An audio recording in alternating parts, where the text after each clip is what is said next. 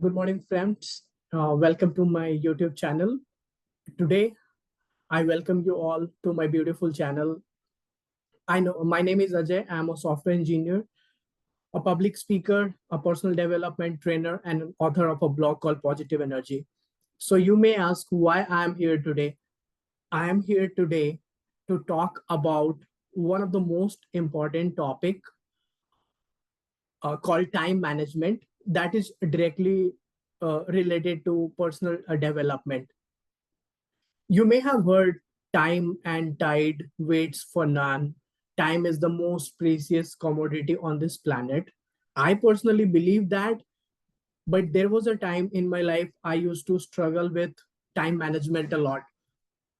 And I was in a need to get better time management techniques. So I read a couple of books on time management, all great books. So today I would like to present some ideas that has helped me personally with time management. And I say time, when I say time management is nothing but it's a life management.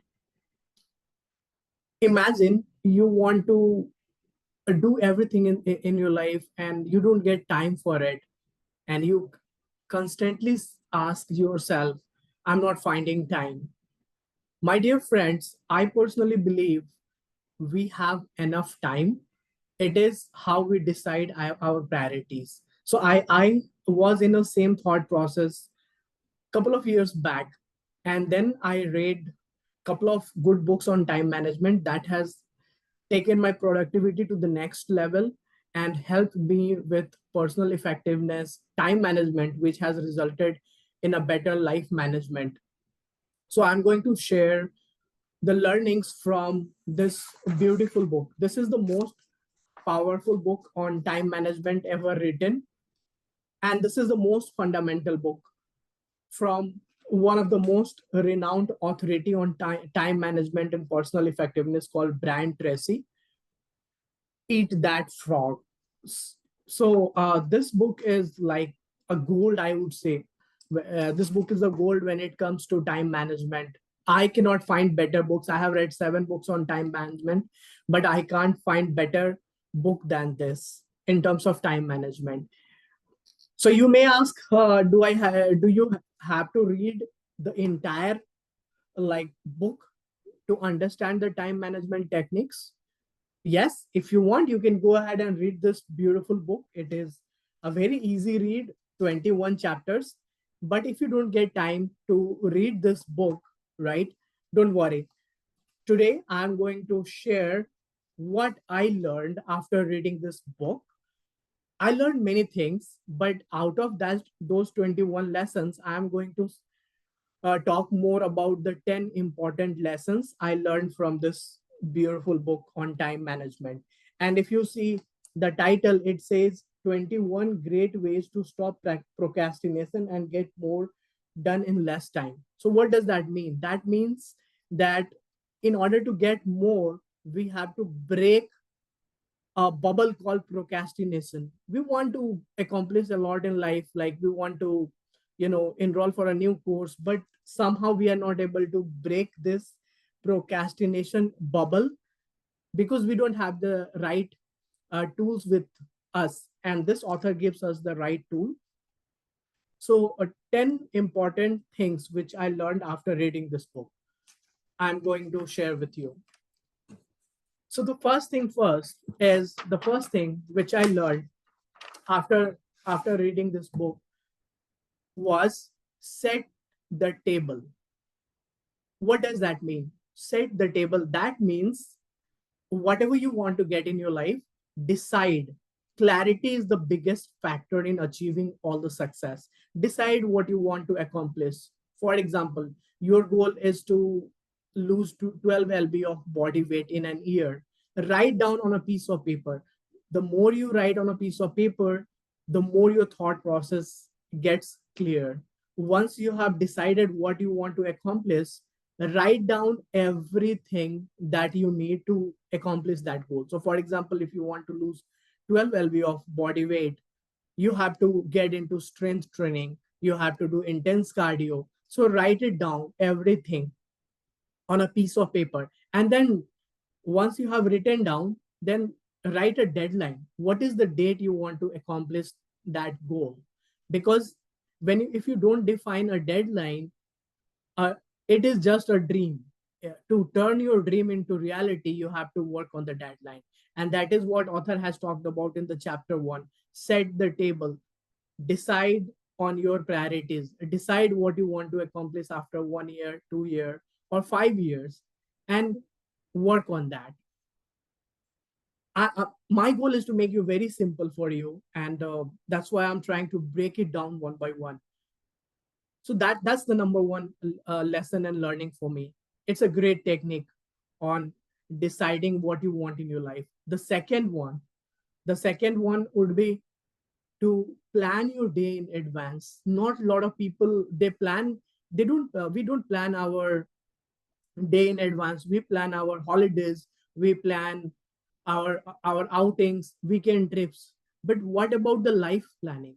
What plan you have for the life?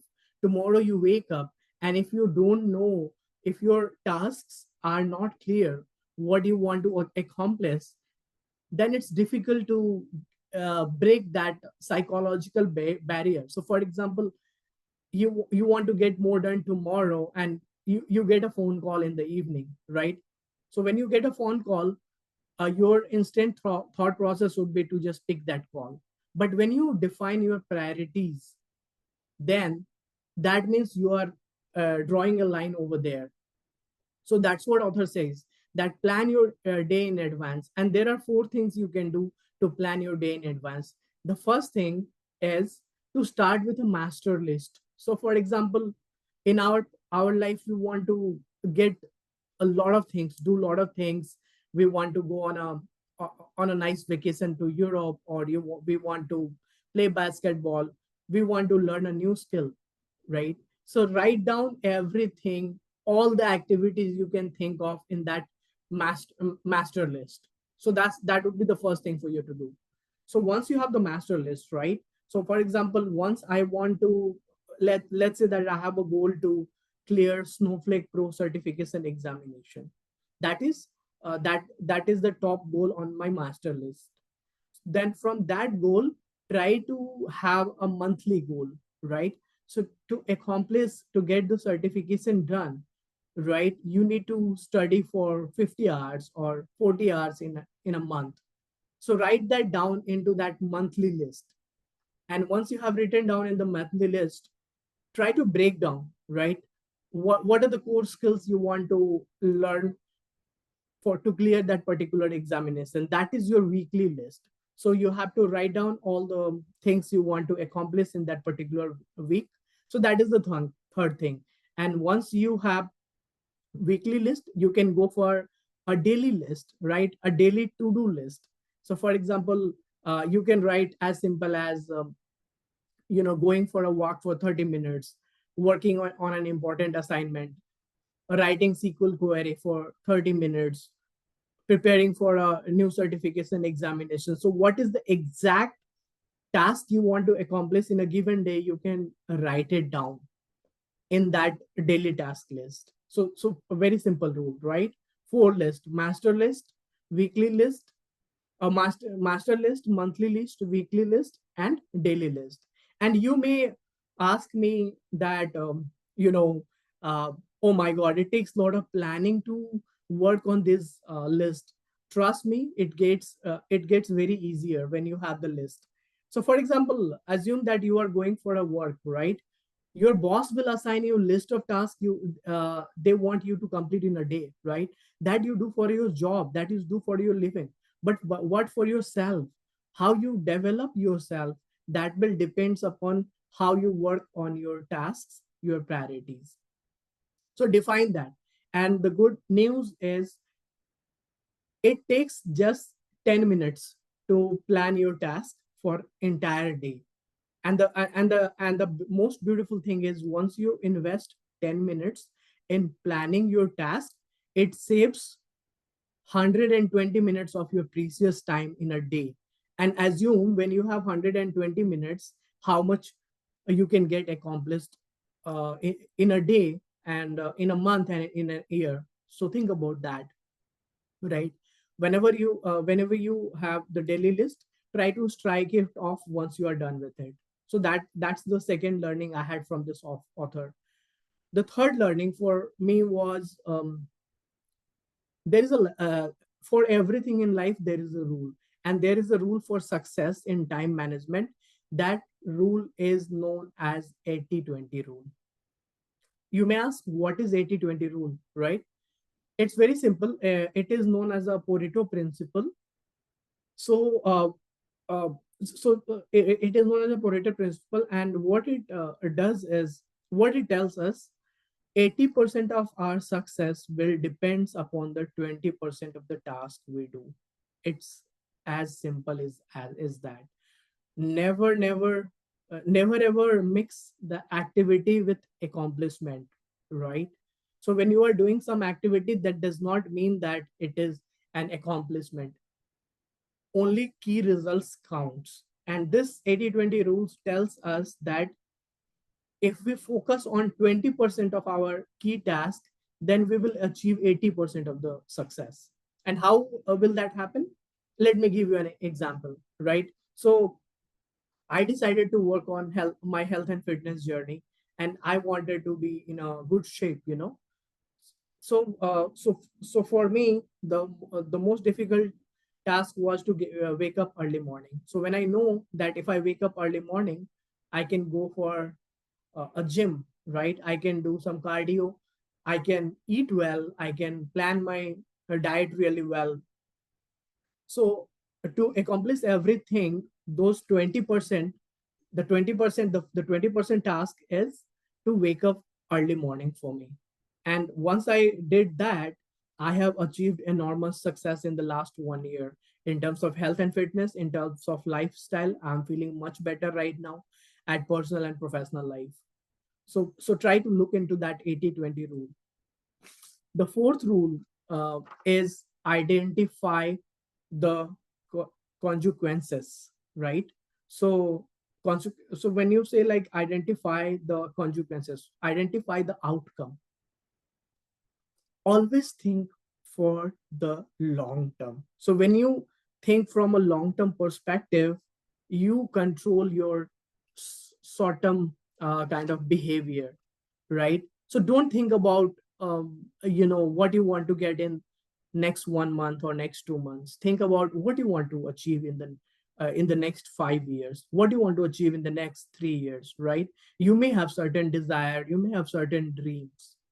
So when you have that clarity on what you want to achieve after 3 years or 5 years, when you write on a piece of paper, then ask yourself a question, that am I using my time right at this point? Am I doing the things that will take me closer to my goals for after 3 years? If the answer is no, don't do that task. So let me give you an example. For example, imagine how many times you check your WhatsApp status in a day, right? 10, 20. What you get out of it? Nothing, right? So when you don't get out of it, if somebody is sharing something on a WhatsApp status, how many times you click on that link, right? You just check it that somebody has shared, but you never go and look at the link. If you do that, that would be really helpful for you, right? So rather than checking what somebody else is sharing, try to build your own status. Try to work on your own goals. There is a saying, in old saying, if you don't get ahead in the game, you always go backwards. So you don't stay at the same place, right? So for example, next time whenever you get an urge to use Instagram or Facebook reels, ask yourself what I'm going to get in that 30 seconds, what I'm going to get in that 30 minutes, right? What if I work on my language skills? What if I work on learning something new in my field that can give me more success? If you think in terms of seconds and minutes, then you understand how it helps. So that was number four learning for me. The number five is, and this is the basic of any time management rule, is A, B, C, D, E. A, B, C, D, E. Practice A, B, C, D, E technique for any task. Once you have your daily to-do list, right? So you won't get everything done on your to-do list. Never ever. There is the rule of forced efficiency, and that rule tells us there will never be enough time to complete everything we want to get it done, but there will always be a time to complete the things which matters most to us. I repeat again, there will never be enough time to complete everything on your list, but there will be enough time to complete what matters most to you. And how you do that? Let's assume that you have written down 10 tasks to complete in a day, right, in advance. Then out of that, level task one as A, B, or C, or D based upon the priorities, right? Prioritize your task. So level the task in such a way that A task should be you must do it. You have to get that done. That is the task A, right? Example would be to work on a report which is pending, or to pay a bill which is pending. Task B would be, it is nice to have it, you should do it, you know. So the task A is you must do it. The task B is you should do it. What does that mean? That means, like, if you miss the B task also, you have mild kind of like impact on the outcome. The task C, when you level your task as a C, that means that it's nice to have. So for example, it's nice to have, some of the tasks are, let's say that I want to like learn on a particular skill, right? A new skill. So that is a nice to have. I can't miss though, right? This is important, but this is not urgent. When I say task B, that means like there are some tasks which you can delegate to others, right? So when you can delegate some tasks to other, they can help you in completing the task, and you can focus on the most important task. And then task E is don't do at all, right? So for example, if you are not chit chatting with a coworker, or if you are not involved in a call with a friend or something, it is okay, because you have A, B, C, D a task to complete first. So that was my number 5 learning from this book, Eat That Frog.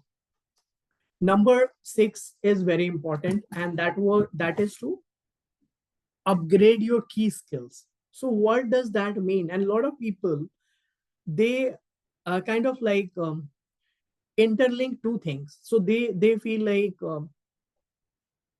upgrading your key skills means getting a promotion at the work. No, it is not. Continuous continuous learning is the minimum prerequisite to succeed in a field. So in no matter what field you want to succeed in, there is one success mantra, that is the continuous learning.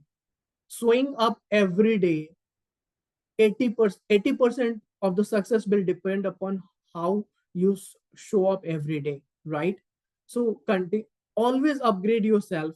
Be in the top 5% in your field, in your industry. Try to be in top 5%, right? And how we can do it, and how I did it, and how I'm trying to do it, there are 3 steps to it. So the first step is read out all the great books in your field. So for example, if you are in technology, if you are in sales, right, there must be some good books which you can read it to get fundamentals right, right? So you don't have to invest like 4 5 hours every day. Start as little as 30 minutes every day to read in your particular field. The second thing is to always network with the right mind, right, have a great association. So for example, attend seminars, attend conferences, attend business convention. So there a lot of people network, and they present some great ideas that can help you in growing lip and bond in your career. You meet people over there, who are highly successful, they talk about technology, they talk about all the advancement in your particular field. So though it is costly, but try to attend this. And then the third thing is, we ignored the power of this one. The third one is that we have a lot of time to listen to audiobooks. So if there is a sales page, or if there is a technology book which is in form of audio, you can listen to it when you are doing your household work, or you are when you are driving a car. You can convert that commute time to learning time. Those are the three things you can do to upgrade your key skills. The number seventh learning for me was to use something called creative procrastination. So, what is creative procrastination? So let's understand this. What is procrastination? So procrastination is delaying some task and doing at the 11th hour, right? So for example, if we have assumed that when we were in school or when we were in college, we will always study at the 11th hour, right? When let's say tomorrow is the exam, then we will postpone our studies, then we will study at the end day. That is called the procrastination. That we have done in school, and that's okay. But right now we are in the most beautiful phase of life. So now the thing is, we have to understand what this creative procrastination is, right?